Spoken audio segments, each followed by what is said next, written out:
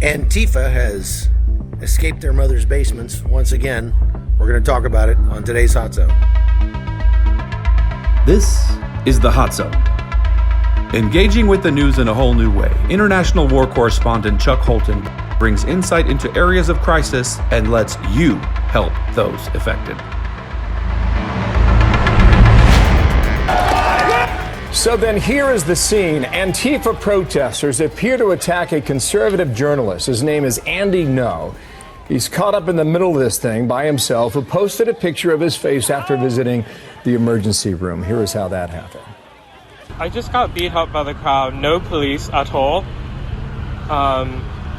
In the middle of the street, and they stole my GoPro, and he punched me several times in my face, in my head. I'm bleeding. Cruz is now seeking legal action against the mayor in Portland, who's also the police commissioner in the aftermath of this protest. William Lajeunesse picks up the story from there, live in L.A. with more now. William, good morning.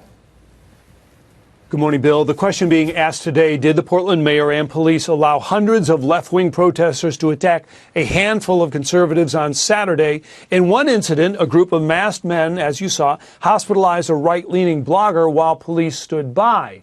Demonstrators used pepper and bear spray. They threw quick-drying cement and raw eggs at a minority marching for, in their words, patriotism and prayer. So photos show cuts and bruises to Andy No's face, prompting Senator Ted Cruz to claim liberal Democratic Mayor Ted Wheeler purposely allowed the attack.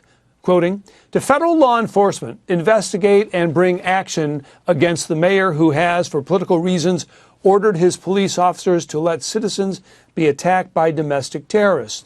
Hey folks, Chuck Holton here, and I am in the airport at Washington Dulles at a profane hour of the morning when everybody should be asleep. But this is an unexpected trip. I'll get to that in a minute. But first, I want to talk about what's going on out in Portland, Oregon, with these Antifa jackasses that are beating people up at these competing rallies that they're having between conservative or right-wing groups and left-wing groups. We're out here to confront the Proud Boys. They're trying to march in our city, and instead of the police stopping them, they're following us around. Because according to them, the threat to this city are the residents of this city. The diverse, beautiful residents of the city who are constantly under attack by these folks who come in from out of town. Are you concerned about safety and all? Or you want to pick on the people with a slingshot? According to the Portland police, the biggest threat to Portland are the residents of Portland, not the fascists and white supremacists that come marching through our town. Are not allowed to block or impede traffic. You must vacate the roadway and proceed to the sideway and show the intent to engage in physical resistance to removal, or if emergency circumstances require, you may be... Talk a little bit about my experience with that. Now, I have to admit, I'm a little biased against these guys because I've been personally assaulted by them myself at more than one occasion. One time, the first time was on Inauguration Day right here in Washington, D.C. I was downtown yesterday and covering some of the same ground that those protesters were covering back on Inauguration Day. Here's what that looked like. So I'm just going to narrate what you're seeing on the screen.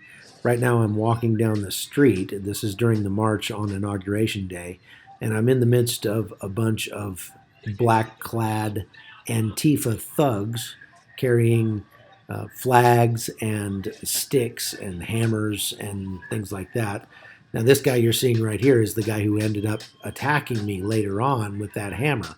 Now you see them there smashing a parking meter. This guy's got a brick. He's taking that parking meter, just trying to break it into little pieces. We saw this a lot. They were just basically committing felonies all the way down the street. And of course, they wouldn't have done that unless they had their faces covered. And you know, they're too cowardly to do that if they didn't have all their buddies with them. So I'm trying to keep ahead of the crowd here. Here's a guy with a stick that's beating on a window and trying to break the window, but he's unable to do that, so he walks away like he's really cool. It must have been shatterproof glass because this guy took a crowbar to that window and it didn't break. Not all the windows were that lucky, though. There was a Starbucks that got broken up pretty bad and a bunch of other windows. Now, right here, a girl comes up and tries to grab my phone, and I pushed her away, and so these other guys started filming me and saying that I had attacked her. And then a guy came up and tried to hit me with a monopod from his camera, and that's when we start yelling back and forth, and I'm saying, I'm one of you, I'm one of you. It's the only defense I have at that point, because it's, there's thousands of them and there's only one of me. So I'm using verbal judo to say, look, leave me alone, I'm one of you guys. And that worked for a while, but even though you can see there were cameras all over the place, there were journalists there, and the police or the fire trucks, the firemen are just standing by as they pass the fire station. Here, this person is painting revolution on the door of that, building there. Anyway, I ran by the firemen and I stopped and said, guys, you need to be filming this. You need to get your cameras out and film what they're doing, because they're committing crimes here. And we're going to need that evidence at some point. But they were just letting them go by and surprisingly not doing anything about it. Now, I'm trying to stay off to the side in the sidewalk here, because it is getting pretty dangerous in the thick of things.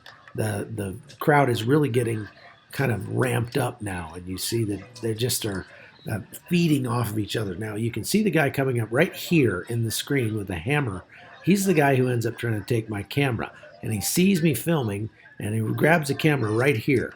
And I fight him for the camera. Meanwhile, he's got that hammer in the other hand, and I wrenched my camera back away from him and then started yelling at him, again, I'm one of you, I'm one of you. Why are you messing with me?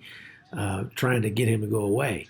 And he's just saying, don't film, you can't be filming. Well, there's people filming all over the place, and that's what I was there for, so I kept filming. But anyway, things were getting pretty dangerous at that point. Woo, getting crazy. Somebody just tried to grab my phone. So then I turned the camera around so you can kind of see all the people. And right here is where they start attacking the limousine and that Suburban right there. That limousine, they say, belonged to Larry King, who is probably very much on the side of these Antifa protesters. If anything, he's a very left-wing guy. But they ended up spray painting and then torching that limo a little bit later, setting it on fire. The thing that kills me about these guys is that they really are the very thing that they say they're against. They like to call people fascists and Nazis and ridiculous names like that, but in reality, they're out there literally beating people up who disagree with them. And if that's not fascist, I don't know what is. In reality, these people are very loosely organized around a whole bunch of different left-wing causes. When you go to these rallies, I went to a whole bunch of them over the last couple of years. You see people with environmental issues that are advocating for environmental issues. You see people with social issues, gay, lesbian things. You see people who are advocating against Donald Trump, lots and lots of those. And it's almost like they have taken this idea that because a president was elected that they disagreed with, they have the right to go out and break things and hurt people. And they've done that on college campuses, they've done that on city streets. They don't seem to do that very much in places where stand your ground laws are strong or concealed carry. And probably for obvious reasons. But I just have to say, these people are such cowards. Anybody that's going to go out and foment violence against people who disagree with them, and especially in the way that these people do it. None of these idiots would attack somebody if they were by themselves. They wouldn't attack somebody unless their faces are covered. And it just goes to show that, unless they have their mob around them, they're really not all that tough. But I really believe that they should be considered a domestic terror organization. They are really doing their best to create terror among anybody that happens to disagree with them. Imagine driving through Portland and having a pro-Trump sticker on your car or something like that. It could be absolutely dangerous, and it shouldn't be. This is supposed to be a free country, and if I disagree with you politically or religiously or whatever, live and let live. But Antifa feels like they say that our very ideas that disagree with theirs amount to violence. But you know what? They don't amount to violence. Violence is violence. Words mean things. And when you say violence, what you mean is whacking somebody over the head with a 2x4. That doesn't mean disagreeing with them. That doesn't mean having a bumper sticker on your car. That's not violence. And we've got to stop allowing them to craft the narrative and call it that. The really sad thing is they always point to right-wing violence as if it's justification for their left-wing violence. And they always, there's really only one or two instances of right-wing violence that they can point to. This guy in Charlottesville that ran over a woman and killed her, who is a straight-up, right-wing skinhead, white supremacist type. And he's been roundly condemned by everybody on the right. But these people who are beating old men for Antifa, they're not being roundly criticized by the left. And I think that's a problem. It's something we got to talk about some more. All right, well, I made it to my destination. I'm in Reno, Nevada now, and I wanted to share with you all the reason that I came out here. I got some bad news last week that my mother has some sort of cancer, and they're not exactly sure what kind of cancer it is.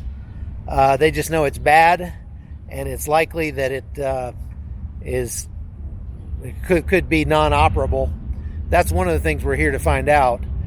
So I came out here on a moment's notice to be with my mom, and I'm gonna keep working on the podcast because I'll go crazy if I don't have something to do while I'm sitting out here. But I may be out here for a couple of weeks, and I would appreciate all your prayers.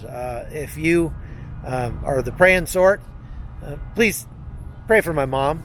And she's doing well. She's at peace with whatever happens, and she knows where she's going. So you can't ask for a whole lot more than that. And listen, none of us get to choose how long we stay on this earth.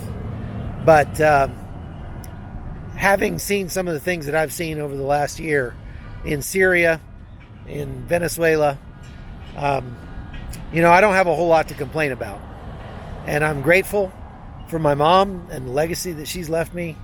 And I just pray that she'll be healed and she'll have a lot more time to leave a legacy for my grandkids too.